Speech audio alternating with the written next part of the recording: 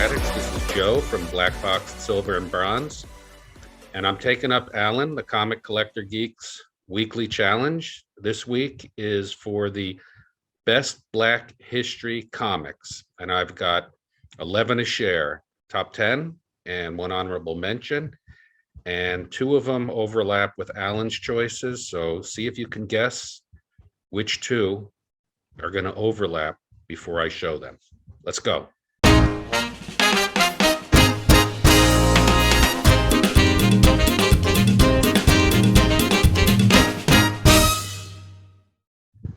Okay, comic addicts, I'm going to share with you my top 10 best Black History Month comics. And I've actually got 11. I've got one honorable mention. And two of them are going to overlap with some that Alan showed. So see if you can guess what they are.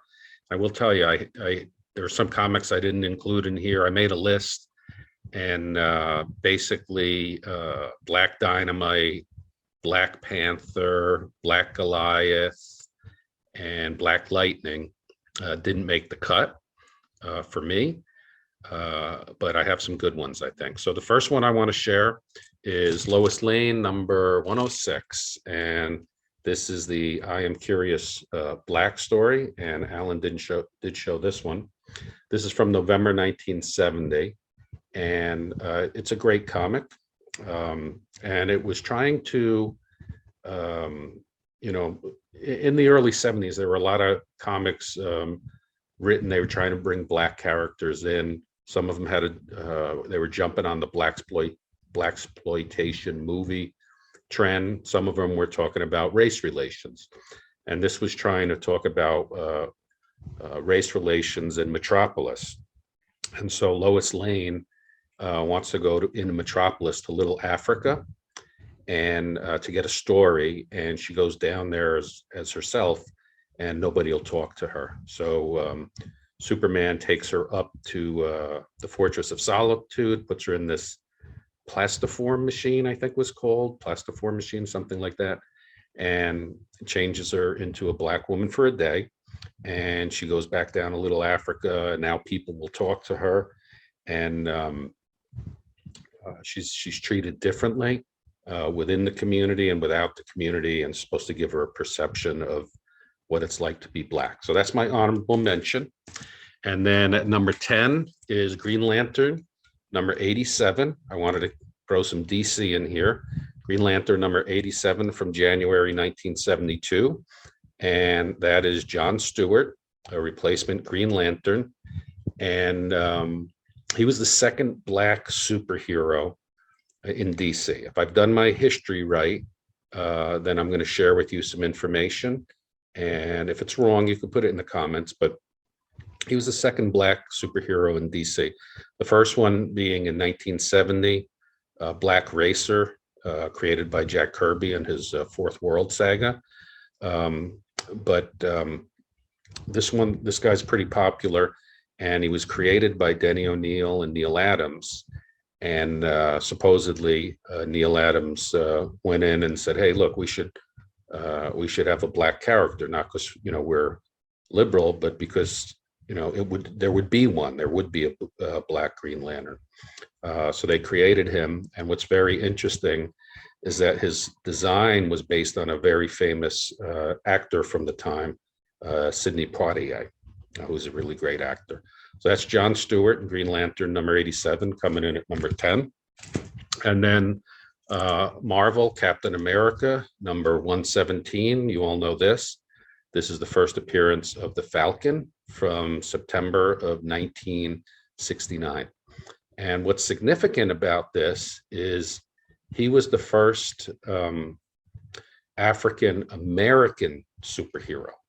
So although Black Panther was the first, Black superhero, he was from Africa. Sam Wilson, the Falcon, was the first African American superhero, and that's from September of 1969.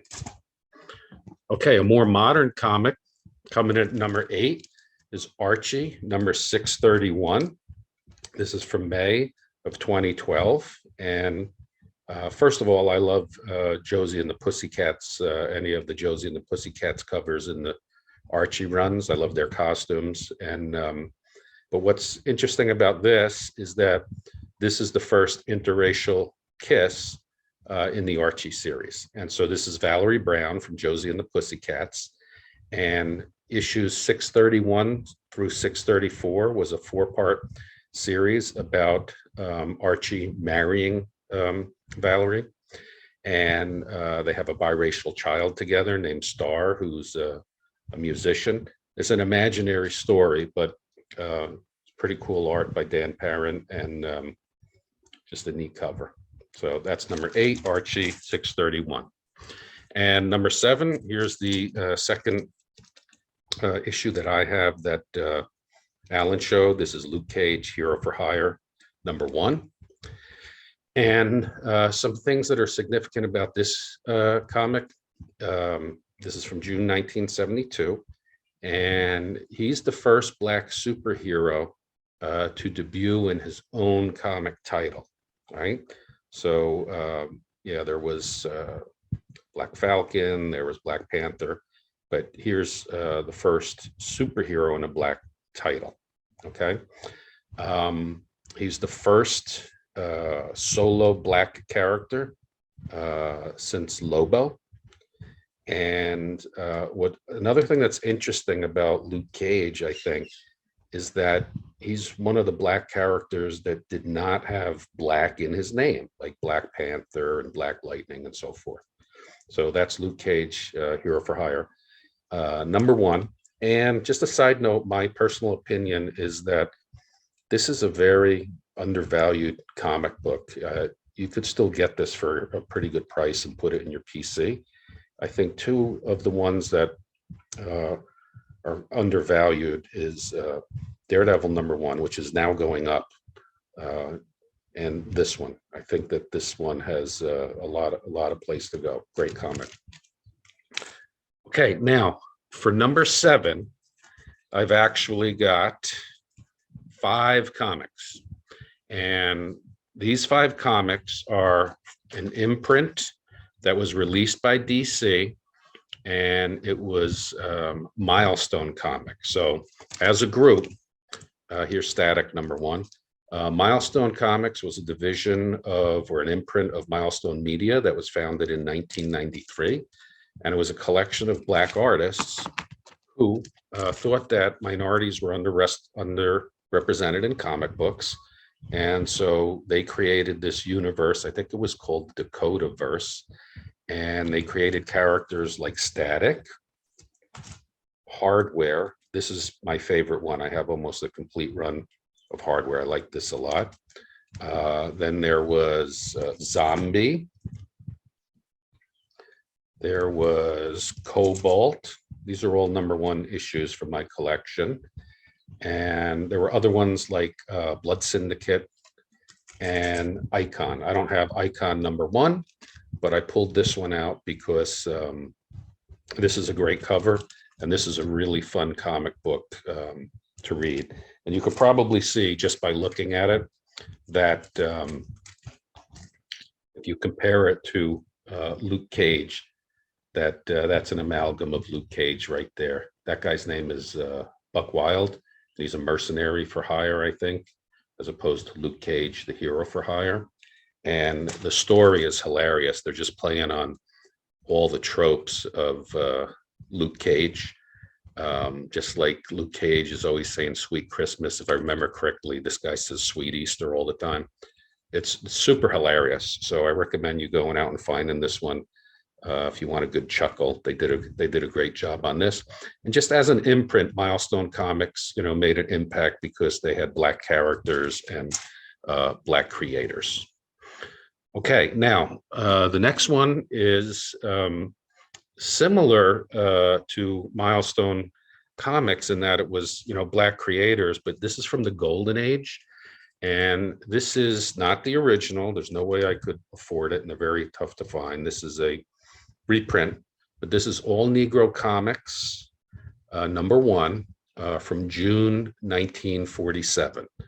And what's significant about this is that This is the first known comic book written and drawn solely by Black artists. And it features all Black characters. And so if you could find one of these, this is a very great historical comic to have in your personal collection, although it's very difficult to find in good condition or at all, because the paper stock that they used for it was very low. And from my research, I found out that they had intended to print a second issue, but they couldn't get the paper for it. And so, part of the speculation is that because they were Black, they were not allowed to, they were not being allowed the opportunity to get the paper. It was apparently in short supply, but it could have been, a racist reason why they didn't get it. But that's ALL-NEGRO Comics, #1 from June 1947. And then the other interesting thing about this was that at the time that this comic was released, all the other comics were 10 cents, but you can see this one was going for 15 cents. So I'm happy to have this one. It's not able to get the original one, but it's neat to be able to see what this was all about. All right, #4. This is Sergeant Fury, #6. And this is a Kirby art on the cover and inside. And this is a important comic book because this was talking about, it's a racism story, okay? And so one of the Howling Commandos, Dino Manelli, gets injured, and he's replaced by another soldier named George Stonewall. And you can almost see there, with the name Stonewall, right? And Stonewall turns out to be a bigot who hates Jews and Blacks. And so what do you think happens? Stonewall gets injured, and it's the Jew, Izzy Cohen, who drags him to safety. And then he needs a blood transfer, and there's only one person who has the same type blood as him. And so that was Gabriel Jones, the Black man in the squad. And so that's the issue I wanted to show, because it's got a great anti-racism story. And I dug this one out of my collection just to show you, who Gabriel Jones is, because here he is on the cover of number, is it 56? Yeah, number 56. That's Gabe Jones. Okay. And the issue #6 was published 6 months before the Civil Rights Act was signed into law. So it was right in the time when all that stuff was going on. All right, #3. This is a comic probably many of you might not have heard of, but this is Brother Man from April 1990. And it's called Brother Man, Dictator of Discipline. It's by Big City Comics. And the creators were Black men. And the story is about a Black character. And it's taken place in this big city. And the protagonist, the hero, his name is Antonio Valor. And if I remember correctly, he's an attorney, and he's in this mythological world of Black characters where he's also a hero, dishing out justice. And this ran for 11 issues and was very well received. But the creators, as they were getting up to, I think issue #10, his mother died, if I remember correctly. And he tried to press on, and it was a big struggle for him because of personal issues at the time. But I remember reading this and finding it a very interesting read. So that's #3, Brother Man from April 1990. All right, #2. This is Fast Willie Jackson, #1, from October of 1976. And so this was a comic that was, I think it was Fitzgerald Publications. Fitzgerald Publications. And this was created to fill a perceived need in teen comics. And the comic book was pitched very simply as just like Archie, but Black. And so Fast Willie is basically the Archie character. There's a Jughead character named JoJo. There's basically a Big Moose character named Hannibal Jones. There's a Reggie character named Frankie Johnson. There's girls. Dee Dee Wilson is, one of the girls that would be like Betty or Veronica. And not only did it have all these Black characters, but other minorities appeared in the stories as well. There was the teens would go down to the local hangout, right? And that was owned by Jose Martinez, who was a Puerto Rican. There was another businessman who was an Asian businessman who ran a martial arts school that they visited. And then they did have some white characters. The most prominent was a guy named Officer Flag. He was a Caucasian white character, and they always referred to him as the man. So that's Fast Willie Jackson #1 from October of '76. And then my #1 Black History Month comic that's in my personal collection is Lobo #2. I would love to have a Lobo #1, but I haven't found it yet. And it was a struggle just to find this one. The Lobo comics are awfully hard to find, and they're really pricey when you find them. So this is a very low grade one, but I was able to add to my personal collection that I'm really happy to have. So this is from October of 1966. And if you know about Lobo, it only ran 2 issues.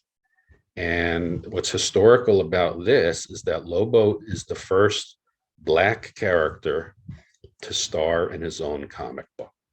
So Black Panther preceded him, when he was in Fantastic Four 52 in July of '66. He beat Lobo out by a few months, but he was in another title. So Lobo is the first Black character to star in his own comic book.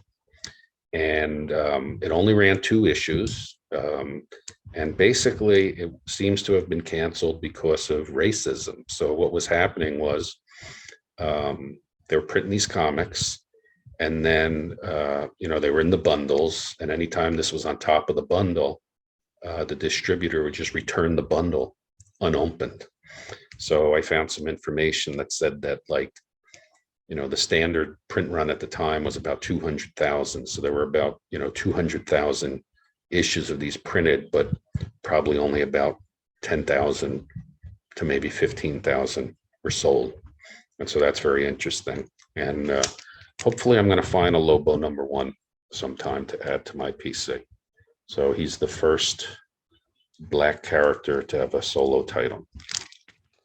So that's my top 10 for Black History Month. And, once again, Alan, thanks for putting that challenge out. Really enjoying digging through my boxes, and I appreciate everybody who's watching my channel and giving me likes and subscribing. And I'll see you next time. Bye-bye.